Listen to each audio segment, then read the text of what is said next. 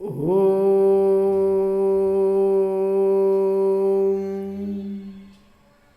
ಶ್ರೀ ಗುರು ಬಸವಲಿಂಗಾಯ ನಮಃ. ಈ ದಿನ ಶರಣರಾದ ಐದಕ್ಕಿ ಮಾರಯ್ಯನವರ ಒಂದು ವಚನವನ್ನು ನಾವು ನೋಡೋಣ. ಕಾಯಕದಲ್ಲಿ ನಿರತನಾದಡೆ ಗುರುದರ್ಶನವಾದರೂ ಮರೆಯಬೇಕು. ಕಾಯಕದಲ್ಲಿ ನಿರತನಾದಡೆ ಗುರುದರ್ಶನವಾದರೂ ಮರೆಯಬೇಕು. ಲಿಂಗ ಪೂಜೆಯಾದರೂ ಮರೆಯಬೇಕು. ಜಂಗಮ ಮುಂದಿದ್ದರೂ ಹಂಗು ಹರಿಯಬೇಕು. ಲಿಂಗ ಪೂಜೆಯಾದರೂ ಮರೆಯಬೇಕು. ಜಂಗಮ ಮುಂದಿದ್ದಳು ಹಂಗು ಹರಿಯಬೇಕು. ಕಾಯಕವೇ ಕೈಲಾಸವಾದ ಕಾರಣ ಅಮರೇಶ್ವರ ಲಿಂಗವಾಯಿತಾದಳು ಕಾಯಕದಳು. ಅಮರೇಶ್ವರ ಲಿಂಗವಾಯಿತಾದಳು ಕಾಯಕದಳು. ಇಲ್ಲಿ ಐದಕ್ಕಿ ಮಾರಯ್ಯನವರು 12ನೇ ಶತಮಾನದಲ್ಲಿ ಬೀದಿಯಲ್ಲಿ ಬಿದ್ದಂಥ ಅಕ್ಕಿಗಳನ್ನು ಆಯ್ಕೊಂಬಂದು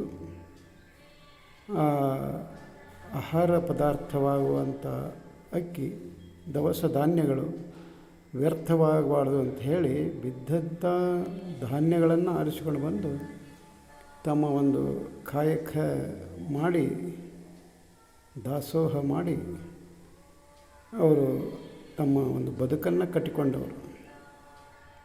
ಅಂತಹ ಶರಣರು ಇಲ್ಲಿ ಕಾಯಕದ ಬಗ್ಗೆ ಹೇಳ್ತಾ ಇದ್ದಾರೆ. ಅವರು ಮುಂದೆ ಆ ದೇವರಿಗೂ ಸಹಿತ ಕಾಯಕನ ಕೊಡ್ತಾರೆ. ಅವರು ಬರೀ ಕೇವಲ ಮನುಷ್ಯನಿಗೆ ಮಾತ್ರವಲ್ಲ, ಜನರಿಗೆ ಮಾತ್ರವಲ್ಲ, ಆ ದೇವನೂ ಸಹಿತಕ್ಕೆ ಕಾಯಕ ಮಾಡ್ತಾ ಇರಬೇಕು ಅನ್ನೋದನ್ನು ಇಲ್ಲಿ ಹೇಳ್ತಾರೆ ಅವರು. ಹಾಗಾದರೆ ಆ ದೇವರು ಯಾವ ಕಾಯಕ ಮಾಡ್ತಾನೆ ಅನ್ನೋದನ್ನು ನಾವು ನೋಡೋಣ. ಅದಕ್ಕೆ ಅವರು ಹೇಳ್ತಾರೆ, ಕಾಯಕದಲ್ಲಿ ನಿರತನಾದಡೆ ಗುರುದರ್ಶನವಾದರೂ ಮರೆಯಬೇಕು. ಅಂದರೆ ಯಾವುದೇ ಒಬ್ಬ ವ್ಯಕ್ತಿ ಒಂದು ಕಾಯಕದಲ್ಲಿ ತೊಡಗಿಕೊಂಡಾಗ, ಯಾವುದೇ ಒಂದು ಕಾಯಕ ಇರ್ಬೋದು, ಅದನ್ನು ಅರ್ಧ ಮಾಡಿ ಅಪೂರ್ಣ ಮಾಡಿ ಅದು ಬಿಟ್ಟು ಕೊಟ್ಟು ಹೋದ ಅಂದರೆ ಅಲ್ಲಿ ಕೆಲವೊಂದು ಅನಾಹುತಗಳು ಜರಿಗೆ ಹೋಗಿಬಿಡ್ತಾವೆ.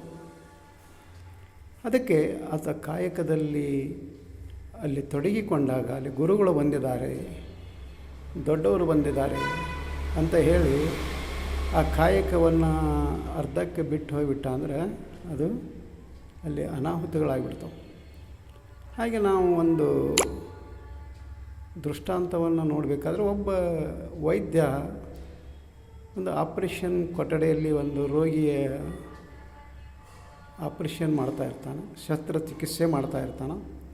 ಆ ಸಮಯದಲ್ಲಿ ಅರ್ಧ ಮಾಡಿದಾಗ ಯಾರೋ ಬಂದು ಗುರುಗಳು ಬಂದಾರ, ದೊಡ್ಡವರು ಬಂದಾರ ಅಂದಾಗ ಅದನ್ನು ಅಲ್ಲೇ ಬಿಟ್ಟು ಹೋಗಿಬಿಟ್ಟ ಅಂದ್ರೆ ಆ ರೋಗಿ ಸತ್ತು ಹೋಗಿಬಿಡ್ತಾನೆ.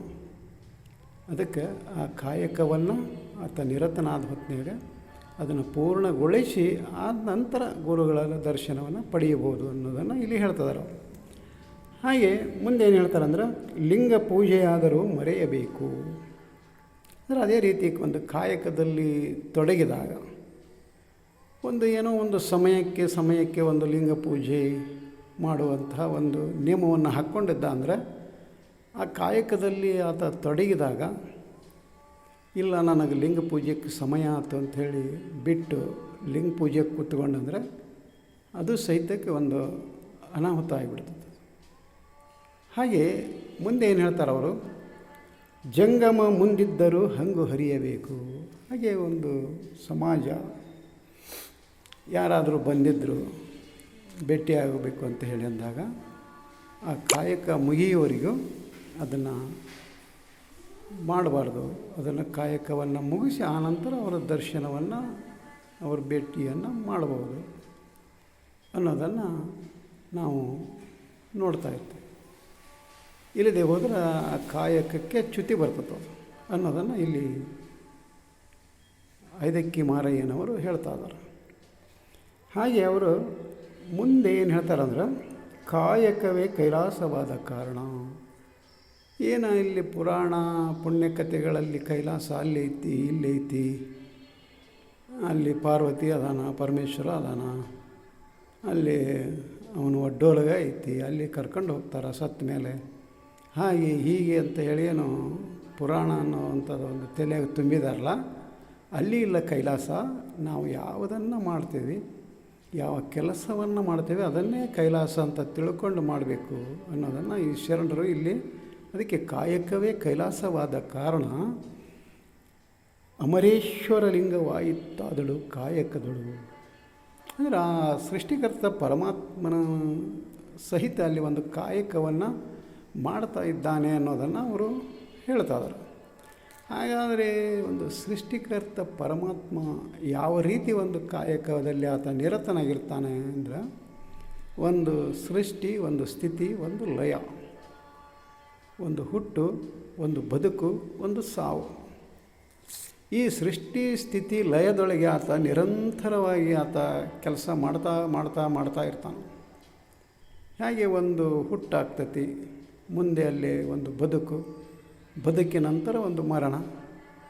ಅದೇ ರೀತಿ ಈ ಸೃಷ್ಟಿಯೊಳಗೆ ಹೊಸದನ್ನು ಆತ ಆ ಸೃಷ್ಟಿಕರ್ತ ಪರಮಾತ್ಮ ನಿರ್ಮಾಣ ಮಾಡ್ತಾ ಮಾಡ್ತಾ ಮಾಡ್ತಾ ಇರ್ತಾನೋ.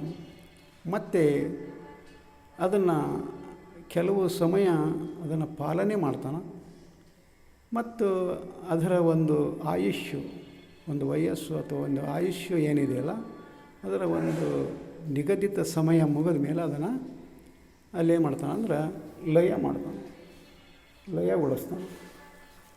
ಇದು ಈ ಪ್ರಕ್ರಿಯೆ ಏನಿದೆಯಲ್ಲ ಅನವರತವಾಗಿ ನಡೀತಾ ಇರ್ತದೆ. ಒಂದು ದಿನ 2 ದಿನ ಅಲ್ಲ, ಅದು ಎಲ್ಲ ಸಮಯದಲ್ಲೂ ದಿನದ ನಾವೇನು 24 ತಾಸು 365 ದಿನ ಅಂತವಲ್ಲ, ಹಾಗೆ ಒಂದು ದಿನ ಒಂದು ಕ್ಷಣವೂ ಅಲ್ಲಿ ಇದು ಏನಿಲ್ಲ, ಅಲ್ಲಿ ಒಂದು ಒಂದು ಒಂದು ಏನು ವಿರಾಮ ಇಲ್ಲ. ಅಲ್ಲಿ ಆ ವಿರಾಮ ಇಲ್ಲದ ಹಾಗೆ ಅದು ನಡೀತಾ ಇರ್ತದೆ. ಅದನ್ನು ನಾವು ಗಮನಿಸೋದಿಲ್ಲ, ಅದು ನಮ್ಮ ಕಣ್ಣಿಗೆ ಕಾಣೋದಿಲ್ಲ. ಯಾಕಂದರೆ ಅದನ್ನು ಗಮನಿಸಬೇಕು ಅಂದರೆ ಅಲ್ಲಿ ಮಾರಯ್ಯನಂತಹ ಶರಣರಿಗೆ ಮಾತ್ರ ಅದು ಗಮನಿಸೋಕ್ಕಾಗ್ತದೆ. ಹಾಗಾದರೆ ಏನು ಸೃಷ್ಟಿಕರ್ತ ಪರಮಾತ್ಮನ ಒಂದು ಕಾಯಕ ಅಂತ ಕೇಳಿದಾಗ, ಒಂದು ಗಾಳಿ, ಇವತ್ತು ಒಂದು ಆಮ್ಲಜನಕ ಅಂತ ನಾವೇನು ಹೇಳ್ತೀವಿ, ಪ್ರಾಣವಾಯು ಅಂತೀವಿ, ಅದು ಅನವರತವಾಗಿ ಅದು ಬೀಸ್ತಾ ಇರ್ತದೆ. ಒಂದು ಸಲ ತಂಗಾಳಿಯಾಗಿ, ಒಂದು ಸಲ ಸುಳಿಗಾಳಿಯಾಗಿ, ಒಂದು ಸಲ ಸುಂಟರ ಗಾಳಿಯಾಗಿ, ಬಟ್ ಯಾವುದೇ ಥರವಾಗಿ ಅದು ಅನವರತ ಈ ಜಗತ್ತಿನಲ್ಲಿ, ಪ್ರಪಂಚದಲ್ಲಿ ಓತಪ್ರೋತವಾಗಿ ಇದೆ ಅಂಥೇಳಿ ಎಲ್ಲ ಜೀವರಾಶಿಗಳು ಅಲ್ಲಿ ಉಸಿರಾಡಿ ಬದುಕ್ತಾವೆ. ಒಂದು ವೇಳೆ ಅದು ಬದುಕದೆ, ಅದು ಬೀಸದೇ ಹೋದರೆ ಎಲ್ಲರೂ ಅಲ್ಲಿಂದ ಅಲ್ಲೇ ಹೆಣ ಆಗಿಬಿಡ್ತಾರೆ, ಎಲ್ಲ ನಾಶ ಆಗಿಬಿಡ್ತದೆ. ಅದೇ ರೀತಿ ಉದಯಿಸುವಂಥ ಸೂರ್ಯ ಮತ್ತು ಮಳೆ ಸುರಿಸುವಂಥ ಮೋಡಗಳು, ಆ ಮೋಡಗಳು ಆಗೋದಕ್ಕೆ ಕಾರಣವಾದಂಥ ಒಂದು ಸಮುದ್ರ, ಹಾಗೆ ನಮಗೆ ಉಣ್ಣೋದಕ್ಕೂ ತಿನ್ನೋದಕ್ಕೆ ಬೇಕಾದಂಥ ಆಹಾರ ಬೆಳೆದು ಕೊಡುವಂಥ ಭೂಮಿ, ಹಾಗೆ ಎಲ್ಲ ಕ್ರಿಯೆಗಳು ಅನವರತವಾಗಿ ಅಲ್ಲಿ ನಡೀತಾ ಇರ್ತಾವೆ. ಅದು ಅವೆಲ್ಲ ಅನವರತವಾಗಿ ನಡೀತಾ ಇದ್ದಾವೆ ಅಂಥೇಳಿ ನಾವೆಲ್ಲ ಇವತ್ತು ಬದುಕಿದ್ದೇವೆ. ನಾವು ಹಗಲಿ 12 ತಾಸು ಎಚ್ಚರಿದ್ದು ಇನ್ನು 12 ತಾಸು ಮಲ್ಕೊಂಡ ಹಾಗೆ ಅವುಗಳು ಯಾವಾದರೂ ಒಂದು ಮಲ್ಕೊಂಡ್ಬಿಟ್ಟು ಅಂದರೆ ನಾವು ಅಲ್ಲಿಂದಲ್ಲೇ ಮಲ್ಕೊಂಡ್ಬಿಡ್ತೇವೆ. ಹಾಗೆ ಸೃಷ್ಟಿಕರ್ತ ಪರಮಾತ್ಮ ಅನುದಿನವೂ ಅನುಕ್ಷಣವೂ ಆ ಕಾಯಕದಲ್ಲಿ ಆತ ನಿರತನಾಗಿರ್ತಾನೆ. ಯಾಕಂದರೆ ಆತನ ಕಾಯಕವೂ ಸಹಿತಕ್ಕೆ ಅಲ್ಲಿ ಕೈಲಾಸವಾಗಿದೆ ಅಂತ. ಅದಕ್ಕೋಸ್ಕರ ಇಲ್ಲಿ ಐದಕ್ಕಿ ಮಾರಯ್ಯನವರ ಒಂದು ವಚನದ ಒಂದು ಸದುದ್ದೇಶ ಏನು ಅಂತ ಕೇಳಿದ್ರೆ, ಅಂದರೆ ಪ್ರತಿಯೊಬ್ಬ ಮಾನವನು ಒಂದು ಕಾಯಕದಲ್ಲಿ ತೊಡ್ಕೊಳ್ಬೇಕು. ಒಂದು ಯಾವುದಾದ್ರೂ ಕಾಯಕ ಇರ್ಬೋದು, ಅದೇ ಕಾಯಕ ಇದೇ ಕಾಯಕ ಅಂತಲ್ಲ, ಯಾವುದಾದ್ರೂ ಒಂದು ಕಾಯಕದಲ್ಲಿ ಆತ ತೊಡ್ಕೊಂಡೇ ಇರಬೇಕು, ಆತ ಮಾಡ್ತಾ ಇರಬೇಕು, ಆತ ಎಲ್ಲ ಸಮಯವನ್ನು ನಿರತನಾಗಿರಬೇಕು ಅನ್ನೋದನ್ನು ಇಲ್ಲಿ ಐದಕ್ಕಿ ಮಾರಯ್ಯನವರು ಈ ವಚನದ ಮೂಲಕ ನಮಗೆ ಸಂದೇಶವನ್ನು ಕೊಡ್ತಾರೆ. ಅದಕ್ಕೋಸ್ಕರ ನಾವು ಸಹಿತ ಒಂದು ಕಾಯಕದಲ್ಲಿ ನಿರತರಾಗಬೇಕು. ಅಲ್ಲಿ ಒಂದು ಪೂಜೆ ಪುನಸ್ಕಾರದ ನಿಯಮ ಒಂದು ವೇಳೆ ಬಿಟ್ಟರೂ ಸಹಿತ ಕಾಯಕ ಬಿಡಬಾರ್ದು. ಕಾಯಕದಲ್ಲಿ ತಡ್ಕೊಳ್ಬೇಕು ಅನ್ನುವ ಒಂದು ಭಾವನೆ, ಅನ್ನುವ ಒಂದು ಮನಸ್ಸು ನಮಗೆ ಬರಬೇಕಾಗಿತ್ತಂದ್ರೆ ನಾವು ಮತ್ತೆ ಏನು ಮಾಡಬೇಕು, ಶರಣರ ವಚನಗಳನ್ನು ಓದಬೇಕಾಗುತ್ತೆ. ಶರಣರ ವಚನಗಳನ್ನು ಓದಿ ಪಚನ ಮಾಡಿಕೊಳ್ಬೇಕು. ಆವಾಗ ಮಾತ್ರ ಅಂತಹ ಒಂದು ಜ್ಞಾನ ನಮಗೆ ಪ್ರಾಪ್ತಿಯಾಗುತ್ತೆ. ಅದಕ್ಕೋಸ್ಕರ ವಚನಗಳನ್ನು ಓದೋಣ, ಪಚನ ಮಾಡಿಕೊಳ್ಳೋಣ ಅಂತ ಹೇಳುತ್ತಾ ಈ ವಚನಕ್ಕೆ ವಿರಾಮ ಕೊಡ್ತಾ ಇದ್ದೇನೆ. ಶರಣು ಶರಣಾರ್ಥಿ.